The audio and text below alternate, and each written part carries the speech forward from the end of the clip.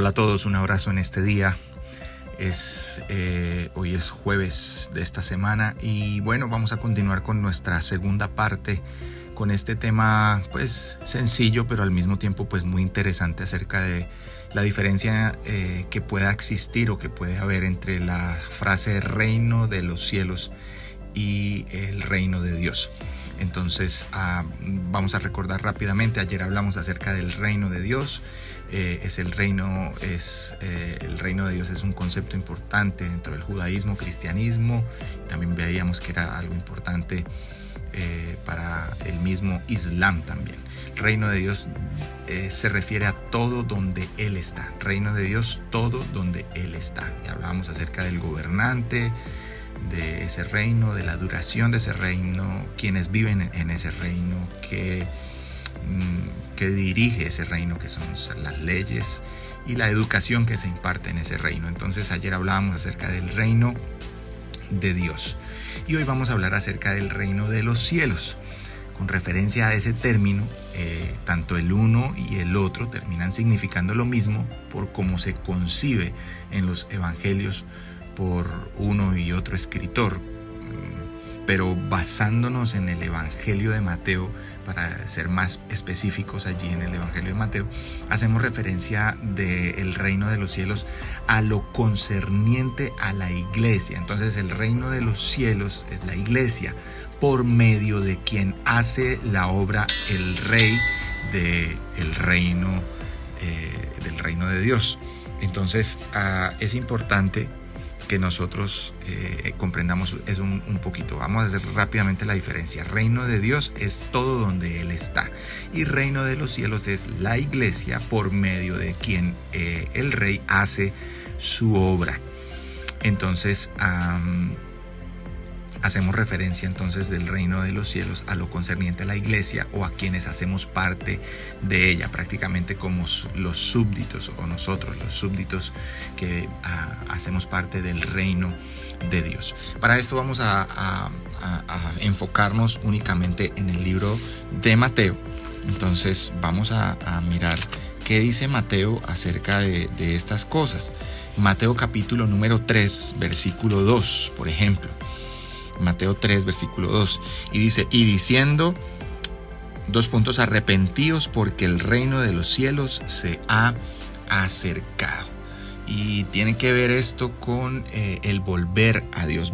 Vamos a leer desde el versículo número 1. En aquellos días vino Juan el Bautista predicando en el desierto de Judea y diciendo, arrepentíos porque el reino de los cielos se ha acercado. Una de las cosas que el reino de los cielos hace o transmite, o por medio de quien Dios hace la obra y transmite su mensaje, tiene que ver con esto. Y Juan el Bautista hablaba acerca de estas cosas y él decía, arrepiéntanse porque el reino de los cielos se ha acercado. Es necesario que entendamos que uno de los mensajes fuertes y poderosos que la iglesia o el reino de los cielos transmite es el que todo hombre y toda persona, todo individuo en la tierra escucha el mensaje que solamente quiere enseñar y transmitir esto: arrepiéntanse y vuelvan a Dios. Es necesario volver a Dios.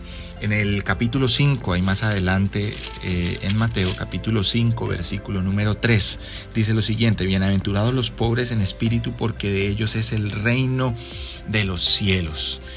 Pobre de espíritu no quiere decir una persona que tenga carencias de alguna cosa, de ninguna manera.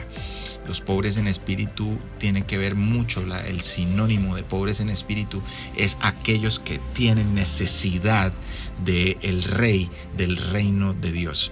Entonces, en el reino de los cielos, la iglesia debe expresar una necesidad constante por nuestro rey o por nuestro señor o por nuestro gobernante.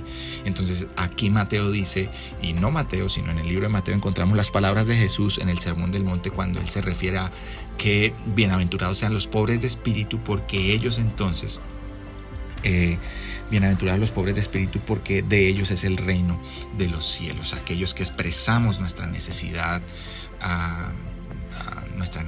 por Jesús, por Dios y por todo lo que tiene que ver Dios para nosotros. Muy bien, Mateo 5, ahí mismo, versículo 10. Bienaventurados los que padecen persecución por causa de la justicia, porque de ellos es el reino de los cielos. Persecución y aflicción es lo que está hablando aquí Jesús en las bienaventuranzas. Y él dice que son bienaventurados los que padecen persecución por causa de la justicia. Recuerde que en el reino de Dios, entonces nosotros recibimos una educación y estamos regidos por las leyes que están establecidas en el reino de Dios.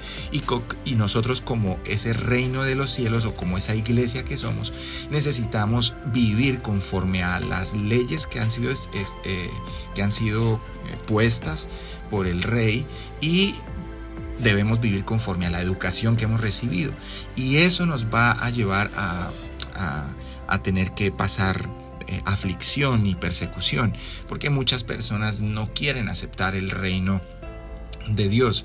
Muchas personas no quieren aceptar esa soberanía, ese gobierno y esa autoridad de Dios, y mucho menos van a querer aceptar las leyes y la educación que se imparte en el reino de Dios. Entonces la iglesia, como el reino de los cielos, debe permanecer siempre firme en la justicia y en las leyes y en la educación que se ha recibido dentro del reino de Dios. Y entonces por eso dice el Señor: bienaventurados los que padezcan persecución, y ya está dejando claro que de una u otra manera las personas que querramos pues vivir como en esa justicia y como en esa dirección de respetar las leyes y la educación que hemos recibido en el reino de Dios, vamos a sufrir persecución. Más adelante, en el versículo 19 del mismo capítulo 5, dice: de manera que cualquiera que quebrante uno de estos mandamientos muy pequeños y así enseña a los hombres, muy pequeño será llamado en el reino de los cielos. Mas cualquiera que los haga y los enseñe, este será llamado grande en el reino de los cielos. Obediencia y enseñanza. Aquí no solamente nos están hablando acerca de que debemos hacerlo, sino que debemos enseñarlo. Es decir, el reino de los cielos, que es la iglesia, por medio de quien hace la obra el rey, que es Jesús, debe enseñar los mandamientos, y debe enseñar a cómo se puedan cumplir, o cómo respetar, o cómo vivir bajo estas normas y bajo estas directrices que han sido establecidas en el reino de Dios y han sido establecidas por el rey. Entonces, una cosa que distingue el reino de los cielos es que debe haber obediencia, pero también debe haber enseñanza. Vamos a ir más adelante en el mismo libro de Mateo, capítulo número 7, en el versículo 21. Mateo 7:21 dice lo siguiente: no todo el que me dice Señor, Señor entrará en el reino de los cielos, sino el que hace la voluntad de mi Padre que está en los cielos. Debemos entender que una de las cosas que el reino de los cielos, o la iglesia aquí en la tierra, debe hacer es hacer la voluntad del rey. Que tengamos la facilidad y que tengamos la docilidad para nosotros poder hacer la voluntad del rey. Eso habla acerca del reino de los cielos, o sea, de la iglesia aquí en la tierra, por medio de quien hace la obra del rey. El reino de los cielos entonces está lleno de personas que hacen la voluntad del rey. Eso es la iglesia. La iglesia es el grupo de personas, la gente que conforma el cuerpo de Cristo, es el grupo de personas que hacen la voluntad del rey. No todo el que le diga a Dios Señor, Señor, entonces entrará en el reino de los cielos, sino aquel que hace la voluntad del rey, la voluntad de Dios. Y vamos terminando. Mateo capítulo número 13, versículo 11. Mateo 13, versículo 11, y dice lo siguiente: mira, él respondiendo les dijo: porque a vosotros os es dado saber los misterios del reino de los cielos, mas a ellos no les es dado a conocer.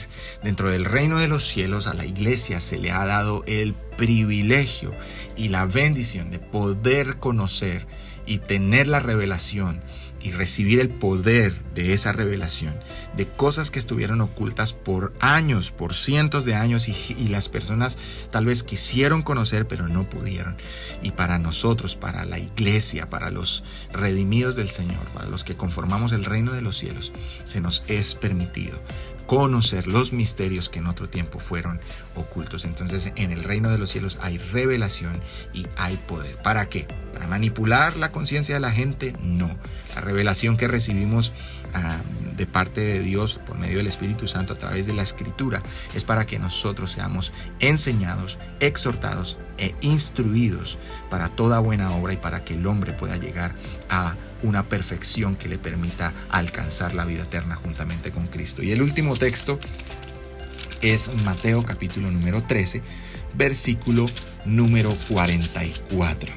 Y dice lo siguiente: además el reino de los cielos es semejante a un tesoro escondido en un campo, el cual un hombre halla y lo esconde de nuevo, y con gozo y gozoso por ello va y vende todo lo que tiene y compra aquel campo. El reino de los cielos entonces es nuestro mayor tesoro. Nuestro mayor tesoro. ¿Y cuál es nuestro mayor tesoro? El reino de los cielos está completamente colmado y lleno de la misma persona de Jesucristo. Ese es nuestro tesoro.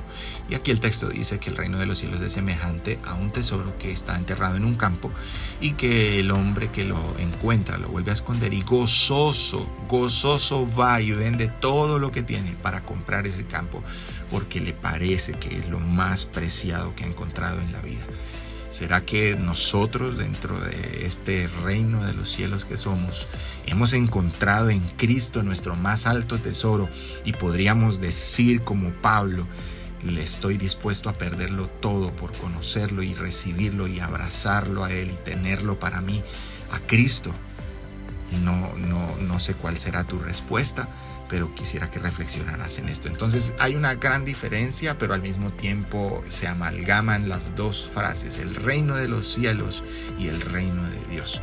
Espero que haya sido de bendición este tiempo de haber reflexionado y meditado en estas dos cosas, y que esto nos pueda enseñar mucho para poder tener un mejor caminar en la fe cristiana. Dios te bendiga. Un fuerte abrazo.